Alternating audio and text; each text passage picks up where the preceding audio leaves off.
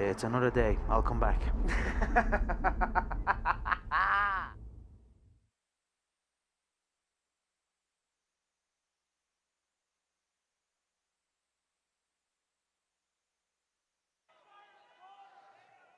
What's up, everybody? How are you?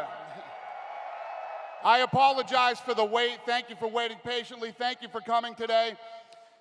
UFC 202 takes place this Saturday, August 20th at the T-Mobile Arena, and is headlined by the rematch between the notorious Conor McGregor and Nate Diaz. Ladies and gentlemen, Conor McGregor.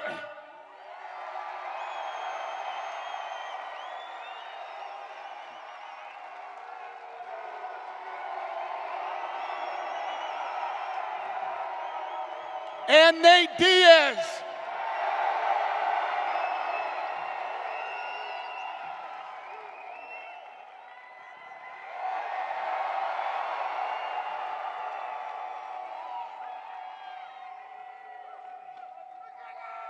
All right, who has the first question? Hey, Conor, to your right, Martin Rogers, USA Today.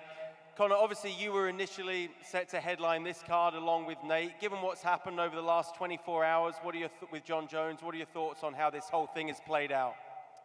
I could sit up here and say, well, but you know, I am a successful human being, and successful human beings do not celebrate in the adversity or misfortune of others. So, you know, I wish Jon well. I wish everyone backstage well. I know they're running around like headless chickens, trying to get everything together. But all I missed was a press conference. If I look at the facts, the main event of the fight and the co-main of the event of the fight weren't even at that press conference. So it is what it is. August 20th is my date, UFC 202, the real 200. And I will have my redemption. Nate, you've known Jon Jones for a long time. Were you surprised that he tested positive for a drug test? Were you surprised that Jon Jones tested positive? Yeah, neither one of us understand what you said. I said, Nate, were you surprised that Jon Jones tested positive? Everybody's on steroids.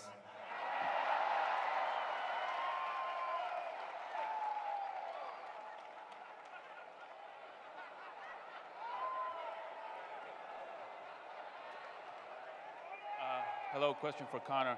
How do you feel to be back in Vegas and to look at Nate once again straight in the eye? Yeah, it's good to be back here in Vegas to check out the T-Mobile Arena. I'm looking forward to it. I feel the last contest was a great fight. I have my reasons why I feel the fight went the way it went.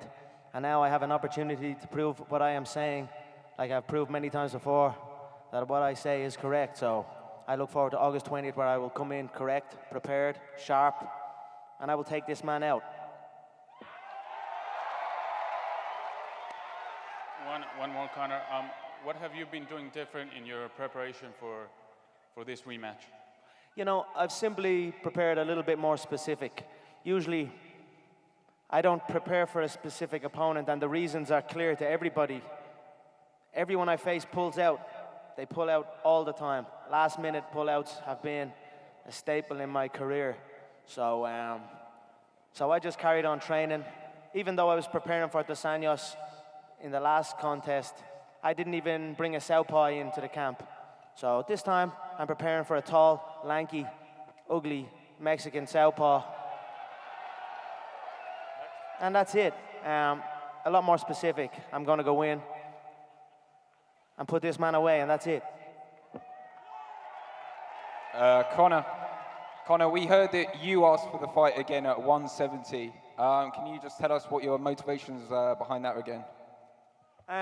You know, what kind of fighter would I be if I lost a contest at a specific weight against a specific individual? And then I said, well, you got me this time.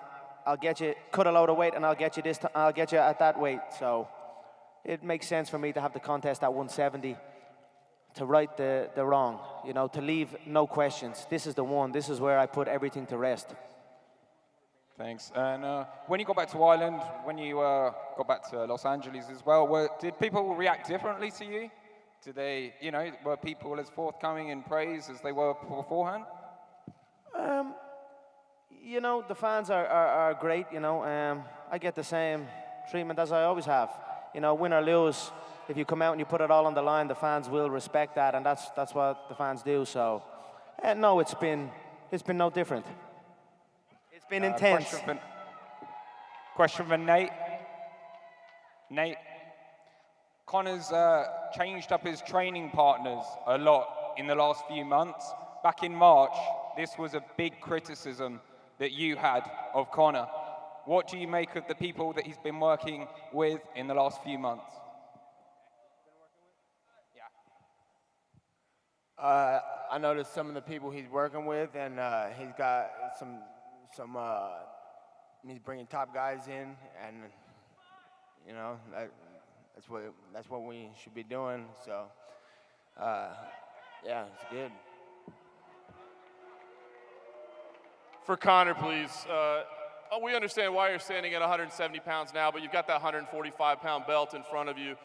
Can you give us an idea, knowing that there's an interim title on the line on Saturday night, what is the future for you at 145 pounds? What is your intention as the champion of that weight class? You know, I giggle. I giggle when they try and take that credit from me for going up this weight and fighting at 170 pounds. And they try and say, no, we're not. It's just a fight where I'm not cutting weight or he's not cutting weight and all this bullshit. Make no mistake, I am the undisputed 145-pound UFC champion. And that is my division, a division I have destroyed. Saturday night now, two fighters get to fight and rise up and see where we are. But make no mistake, that 145-pound division is my division. I am the world champion at that weight, and I will continue to dominate that division. I have other business that has presented itself that I must handle first. But make no mistake, 145, 155, these are all my divisions, and I will continue to come back and dominate them. Just quickly for Dana, obviously it's been a hectic 24 hours or so, but as we're sitting here waiting 30 minutes, 40 minutes for the press conference to start, what was going through your mind with these two guys and having to sit around to get this thing started? I'm not surprised, motherfucker.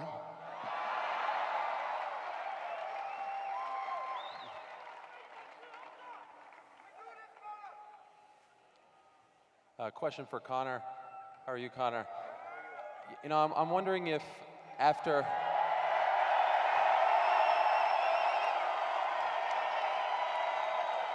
Conor, after what happened at the press conference in April with Nate showing up, you weren't there, and he said, I'm not going to fight on this card, that he only wanted to fight against you, and then the negotiations afterwards. I know there's a rivalry between you two, but in a weird way, is there almost like this unspoken bond between you two as well? You know, real fighters respect real fighters, so I respect that he held out for me as well, but at the same time, he played a safe option. He didn't take what's known in the game as a McGregor risk. You know, he was offered welterweight belts, he turned them down. He was offered lightweight belts, he turned them down. He played what was in his mind, a safer option. But I respect that he did it. It was a smart move on his behalf. Why not? But not everyone is willing to take the risks that I am willing to take. Nate, I see you laughing over there. What is going through your mind when you... Hey, this arena is beautiful, but these fucking microphones suck. I can't hear shit. Okay, so back to Conor. What's it like for you to be here in July, just 2 days before 200? Does a part of you feel like, hey, maybe I should throw my name in the hat? Did that thought go through your mind? You know, I'm here and I'm in shape. All they got to do is ask.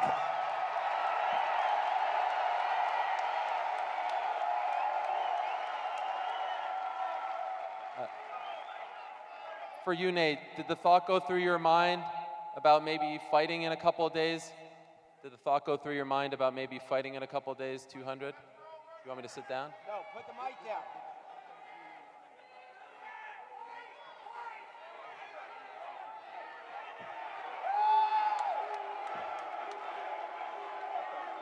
No? Okay. Mics are fucked up. Let's have one more. Yell that shit. Drop the mic. Okay. Yeah. The mic still are fucking us up. Should I talk to my Let's just chill and get. Yeah, my boy Chris Avila is coming up in the game, and he's ready to rock and roll. He's got a tough fight ahead of him with Artem, so we're here to represent for what we do, and that's what we're here for. So yeah, watch out for my boy Chris Avila. He's coming, up and comer. So check him out.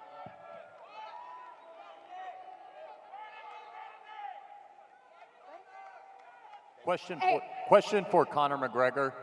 Conor, you spoke after the first fight with Nate Diaz about feeling the difference facing a bigger man, the way he was able to take your shots. Is that anything that you're incorporating into your camp for this rematch in terms of preparing for that? All my sparring partners are 6 foot plus.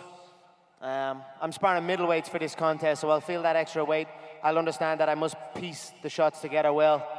I feel they may think that I'm going to come in and tip-tap and run, hit and run, similar to... These mics are fucked up as well, to be honest, because it's like ricocheting in my head. But I'm going to go in and do what I always do. I'm going to go out, press forward, have that man backed up, similar to the way I had him backed up in the last fight. And I'm going to tee off on him. This time, I'm going to be a lot more prepared for the size and the weight and for the distance also. One thing I underestimated was his durability and his experience. I will not make that same mistake again. And question for Dana White. Dana, this rematch would be strong enough to carry a pay-per-view card on its own, but the undercard for this pay-per-view looks to be exceptionally strong. Were some of these fights left over, not being able to be made for 200 or fight week, or what's your thoughts on the strength of the undercard? Thank you. We always try to build strong cards. I mean, that's what we do. If the fighters are available, they're not hurt, then yeah, we always try to build strong cards. Hey, no disrespect to the fighters on the stage, but Dana, it's our only opportunity to talk to you. Did you get to talk to Jon Jones today? Did you watch his press conference? Have you found an opponent for Cormier? To me? Yeah, you. No, I haven't talked to Jon Jones today. I've talked to Cormier a lot, but I haven't talked to Jon yet. Did you listen to his press conference? I didn't. Did not? No. Have you found an opponent for Cormier? Have I found what? An opponent for Cormier? That's what I've been working on all day. Yeah, that's what I've been doing since last night. So nothing yet? I'm working on it. Thank you. Question for Conor McGregor. Conor, now that you're here in Vegas and you've had some time to think about how everything went down, would you do anything differently? Would you change anything? There was a lot of stuff going on when all that other stuff was going on. I witnessed the tragedy inside the cage. My teammate was involved in a horrific incident, and a very sad incident, and it affected my whole team and everyone involved in the sport in my country in a different way. So there was a lot of stuff going on. We just wanted to get out and get away and focus and go back to doing what we love, training and studying martial arts. So we picked up and we went to Iceland. What I would have done differently would be communicated a little bit better, I don't know what way, I messed up the way I communicated it. I think if I'd have reached out and I'd have said it the way I should have said it, and man to man and not in public, it would have played a little bit better. But I feel I played it a bit wrong, but they also played it wrong. I've done an awful lot for the company. I feel I carried 2015 on my back. I feel like the reason there's a 4.2 billion price tag on the company is because of me. I believe that's what the Chinese estimate my net worth. at 4.2 billion. So I feel I deserved a little bit of leeway. But I have to understand that I didn't communicate my point well, and that was it. You know, it is what it is. It's in the past. Here we are, August 20th, UFC 202. I'm happy to put it behind me and get back to competing and training for a contest. And a quick follow-up to you, Dana. You said that the negotiations, putting this fight together, were some of the most difficult that you've ever gone through. Can you just give us some details on why that was and just some of the sticking points? Who cares? The It's fight's done? happening. It's done? It's done. Who cares? Do you feel there could have been better communication between the camps and the UFC? I mean, just what Conor was saying?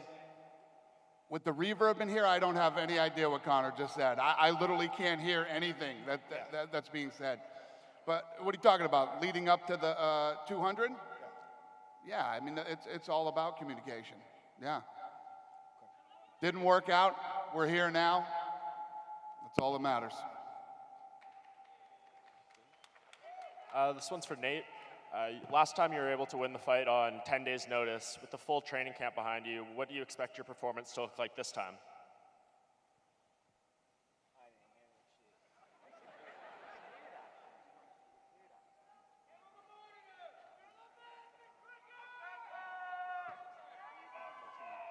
We literally can't hear anything up here. It's weird.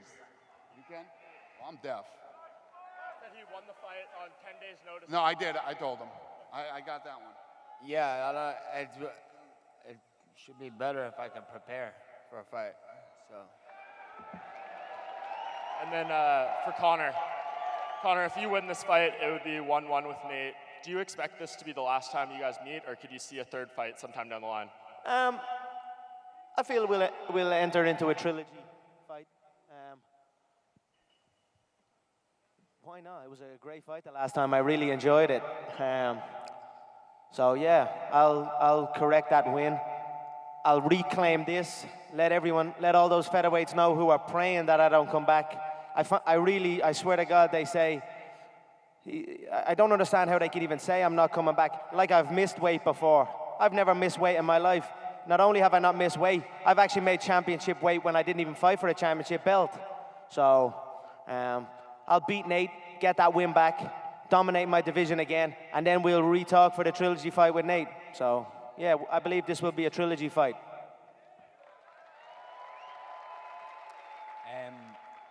Conor, you've always been very proud of the records that you've set throughout your career in the UFC. If UFC 200 goes on maybe to break records that you've set previously, are you going to change anything leading up to 202 to ensure you get that top spot again? You know, I'm happy with my #1 spot currently. It's the #1 pay-per-view in the company's history.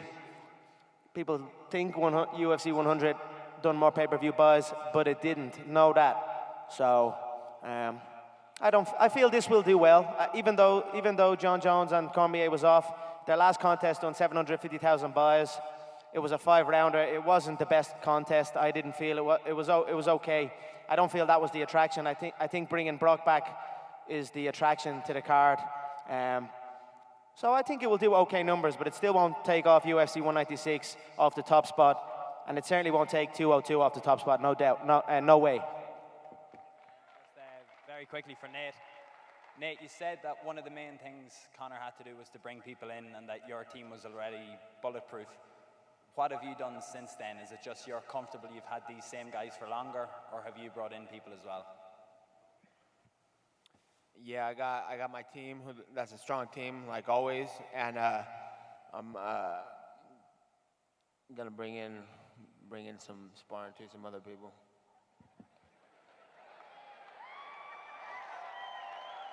We'll take one more question. We'll take one more. Marcus Korba with MMA Net. Nate Diaz, there's been a lot of questions about what Conor has changed for this fight. Have you done anything different for this fight, except from the extra time preparing for the fight, obviously?